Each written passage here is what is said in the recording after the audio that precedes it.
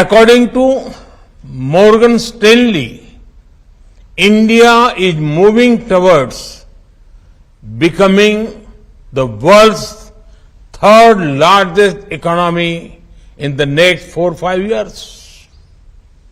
The CEO of McKinsey had said that this is not only India's decade, but India's century. Institutions and credible voices that track the global economy have unprecedented confidence in India. The same optimism is also shared by global investors. Recently, a prestigious international bank conducted a survey.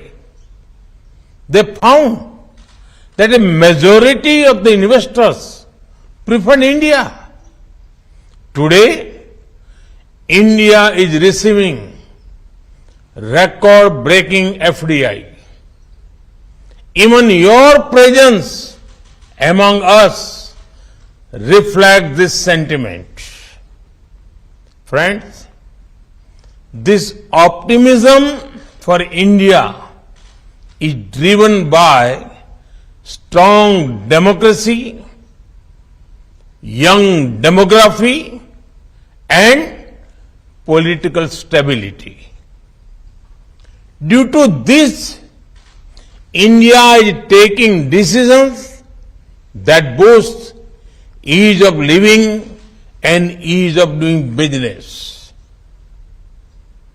Even during a once-in-a-century crisis, we took the path of reforms. India has been on the path of reform, transform, and perform since 2014.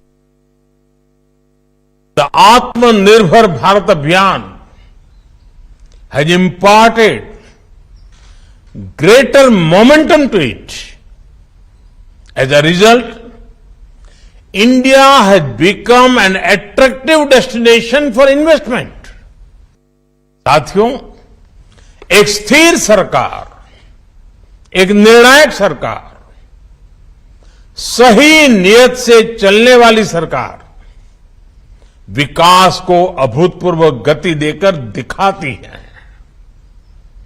देश के लिए हर जरूरी फैसले उतनी ही तेजी से लिए जाते हैं।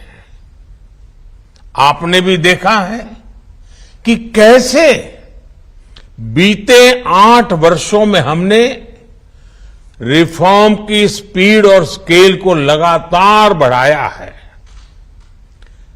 बैंकिंग सेक्टर में रिकैपिटलाइजेशन और गवर्नेंस से जुड़े रिफॉर्म्स हो, आईबीसी जैसा मॉडर्न रिजोल्यूशन फ्रेमवर्क बनाना हो, जीएसटी के रूप में वन नेशन वन टैक्स जैसा सिस्टम बनाना हो, कॉरपोरेट टैक्स को ग्लोबली कॉम्पिटिटिव बनाना हो, सोवरेन वेल्थ फंड्स और पेंशन फंड्स को टैक्स में छूट हो, अनेक सेक्टर्स में ऑटोमेटिक रूट से 100% एफडीआई की परमिशन देना हो, छोटी छोटी आर्थिक गलतियों को डिक्रिमिनलाइज करना हो, ऐसे अनेक रिफॉर्म्स के माध्यम से हमने इन्वेस्टमेंट के रास्ते से कई रोड़े हटाए हैं। आज का नया भारत अपने प्राइवेट सेक्टर की ताकत पर भी उतना ही भरोसा करते हुए आगे बढ़ रहा है। हमने डिफेंस, माइनिंग और स्पेस जैसे अनेक स्ट्रेटेजिक सेक्टर्स को भी प्राइवेट सेक्टर के लिए खोल दिया है। दर्जनों लेबर लॉज को 4 कोड्स में समाहित करना भी अपने आप में एक बहुत बड़ा कदम है। साथियों, कंप्लायंसेस के बोझ को कम करने के लिए और उसके लिए केंद्र और राज्य दोनों के स्तर पर अभूतपूर्व प्रयास चल रहे हैं। बीते कुछ समय में करीब 40,000 कंप्लायंसेस को हटाया जा चुका है। हाल ही में हमने नेशनल सिंगल विंडो सिस्टम शुरू किया है, जिससे मध्य प्रदेश भी जुड़ चुका है। इस सिस्टम के तहत अभी तक लगभग 50,000 स्वीकृतियां दी जा चुकी हैं। साथियों, भारत का आधुनिक होता इंफ्रास्ट्रक्चर, मल्टी मॉडल होता इंफ्रास्ट्रक्चर भी इन्वेस्टमेंट की संभावनाओं को जन्म दे रहा है। 8 वर्षों में हमने नेशनल हाईवे के निर्माण की स्पीड दोगुनी की है। इस दौरान भारत में ऑपरेशनल एयरपोर्ट्स की संख्या दोगुनी हो चुकी है। भारत की पोर्ट्स हैंडलिंग कैपेसिटी और पोर्ट टर्न अराउंड में अभूतपूर्व सुधार आया है। Dedicated freight corridors, industrial corridors, expressways, logistic parks, ये नए भारत की पहचान बनते जा रहे हैं। पीएम गति शक्ति नेशनल मास्टर प्लान के रूप में पहली बार भारत में इंफ्रास्ट्रक्चर निर्माण का एक नेशनल प्लेटफॉर्म है। इस प्लेटफॉर्म पर देश की सरकारों, एजेंसियों, इन्वेस्टर से जुड़ा अपडेटेड डेटा रहता है। भारत दुनिया के सबसे कॉम्पिटिटिव लॉजिस्टिक मार्केट के रूप में अपनी पहचान बनाने के लिए कमिटेड है। इसी लक्ष्य के साथ हमने अपनी नेशनल लॉजिस्टिक्स पॉलिसी लागू भी की है। साथियों, भारत स्मार्टफोन डेटा कंजम्पशन में नंबर 1 है। भारत ग्लोबल फिनटेक में नंबर 1 है। Bharat IT BPN outsourcing distribution में नंबर 1 है। भारत दुनिया का तीसरा सबसे बड़ा एविएशन मार्केट और तीसरा बड़ा ऑटो मार्केट है। भारत के बेहतरीन डिजिटल इंफ्रास्ट्रक्चर को लेकर आज हर कोई विश्वास से भरा हुआ है। ये ग्लोबल ग्रोथ के लिए कितना जरूरी है, ये आप भली भांति जानते हैं। भारत एक तरफ गांव-गांव तक ऑप्टिकल फाइबर नेटवर्क पहुंचा रहा है, वहां तेजी से 5G नेटवर्क का विस्तार कर रहा है। 5G से हर इंडस्ट्री और कंज्यूमर के लिए इंटरनेट ऑफ थिंग्स से लेकर AI तक जो भी नए अवसर बन रहे हैं, वो भारत में विकास की गति को और तेज करेंगे। साथियों, इन सारे प्रयासों से ही आज मेक इन इंडिया को नई ताकत मिल रही है। मैन्युफैक्चरिंग की दुनिया में भारत तेजी से अपना विस्तार कर रहा है। प्रोडक्शन लिंक इंसेंटिव स्कीम के तहत 2.5 लाख करोड़ रुपए से ज्यादा के इंसेंटिव की घोषणा की जा चुकी है। ये स्कीम दुनिया भर के मैन्युफैक्चरर्स में पॉपुलर हो रही है। इस स्कीम के तहत अब तक अलग अलग सेक्टर्स में लगभग 4 लाख करोड़ रुपए प्रोडक्शन हो चुका है। मध्य प्रदेश में भी इस स्कीम की वजह से सैकड़ों करोड़ रुपए का निवेश आया है। एमपी को बड़ा फार्मा हब बनाने में, बड़ा टेक्सटाइल हब बनाने में इस योजना का भी महत्व है। मेरा एमपी आ रहे इन्वेस्टर से आग्रह है कि पीएलआई स्कीम का ज्यादा से ज्यादा लाभ उठाएं। साथियों, आप सभी को ग्रीन एनर्जी को लेकर भारत की आकांक्षा से भी जुड़ना चाहिए। कुछ दिन पहले ही हमने मिशन ग्रीन हाइड्रोजन को स्वीकृति दी है। ये लगभग 8 लाख करोड़ रुपए के निवेश की संभावनाओं को लेकर आ रहा है। ये सिर्फ भारत के लिए ही नहीं, बल्कि ग्लोबल डिमांड को पूरा करने का एक अवसर है। हजारों करोड़ रुपए के इंसेंटिव्स की व्यवस्था इन अभियानों के तहत की गई है। आप इस महत्वाकांक्षी मिशन में भी अपनी भूमिका जरूर एक्सप्लोर करें।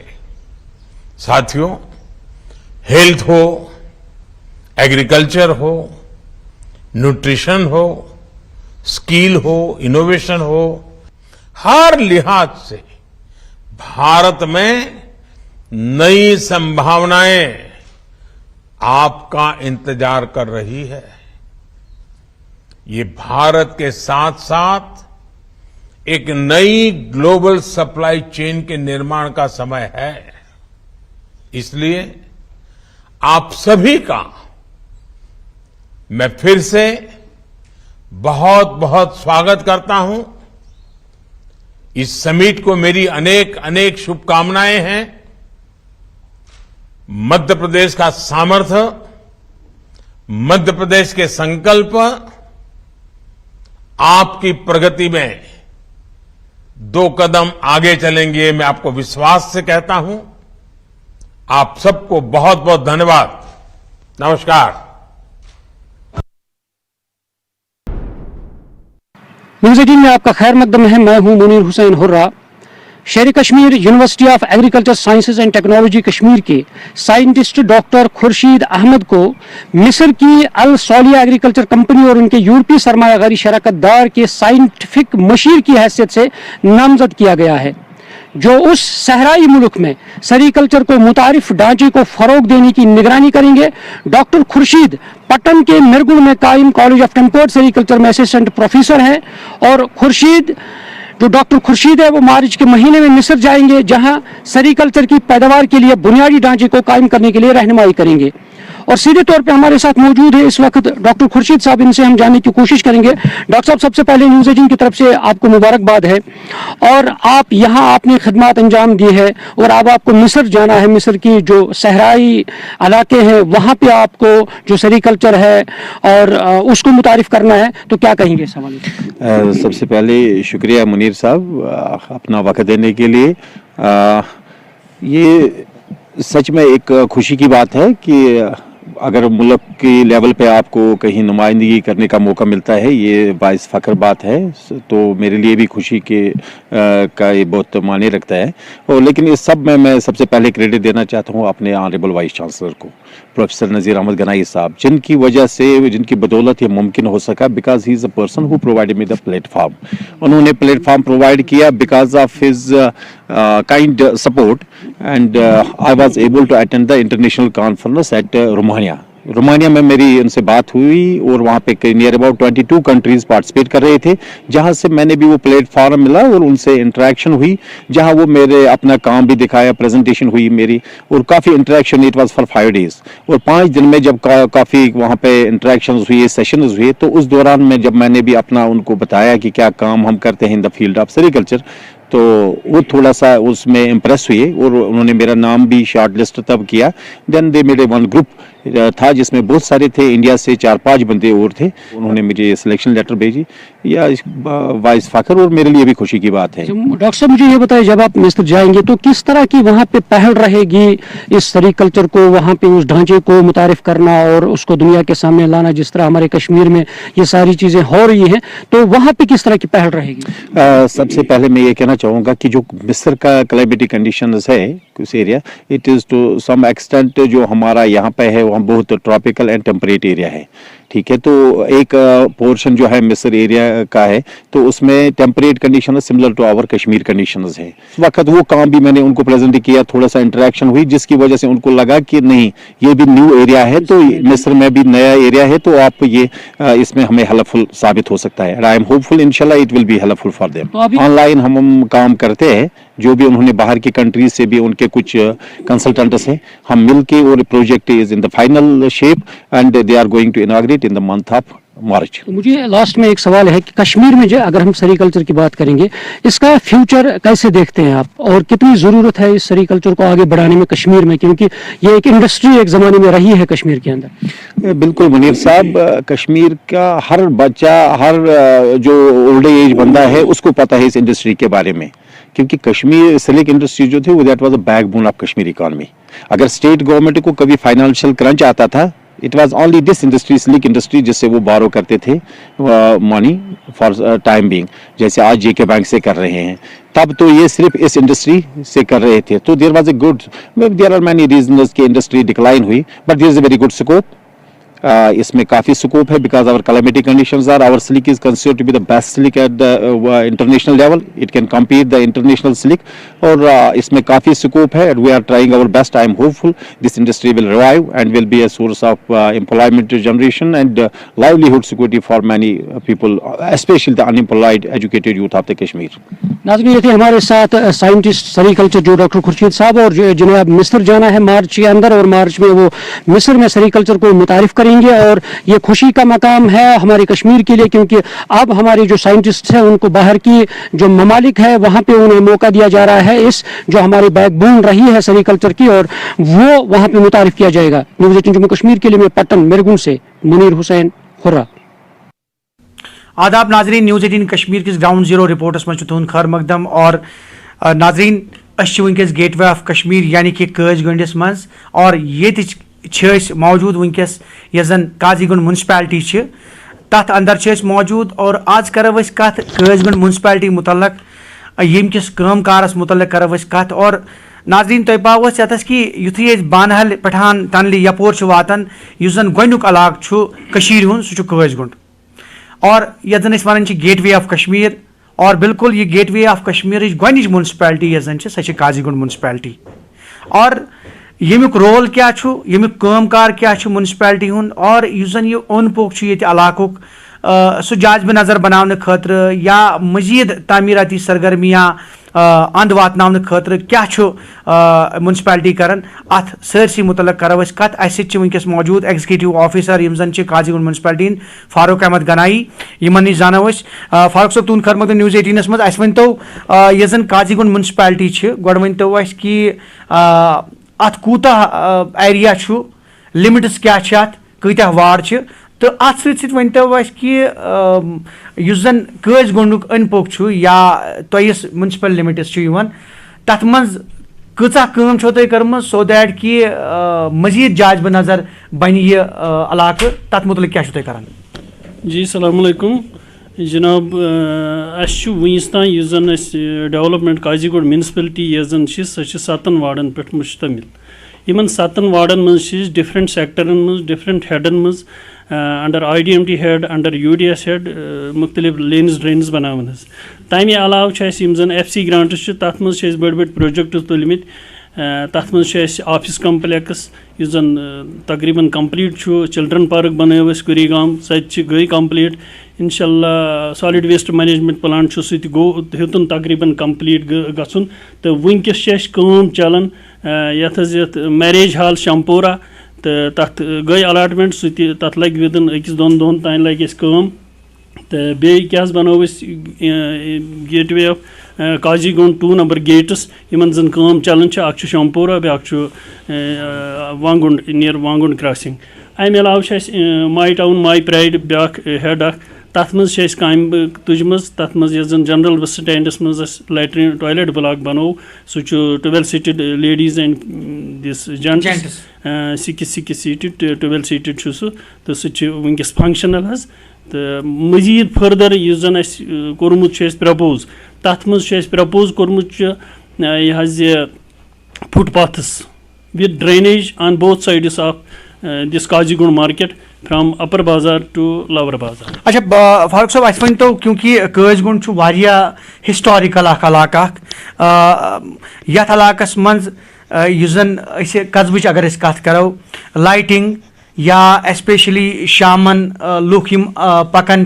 गरन अंदर अचन चूँकि वन यह कि लाइटिंग प्रॉब्लम हसा तो लाइट्स वगैरह इंस्टॉल कर या तुम वो पान कि फुटपाथ्स वगैरह यूजुअली वो फुटपाथ्स ऑक्यूपाई गमित तो फुटपाथ्स मकलाने खतर या तुम बस स्टैंड सह स्ट्रीम लाइन करने खतर क्या म्यूनसिपैलिटी कर जी ये जो आपने एनक्रोचमेंट की बात की है एनक्रोचमेंट जन कत कर तम खतर ड्राइव मतलब हफ्तस मज वीकली ड्राइव कर एनक्रोचमेंट हम उठाते हैं जो दुकानों के सामने है वो हम उठाते हैं।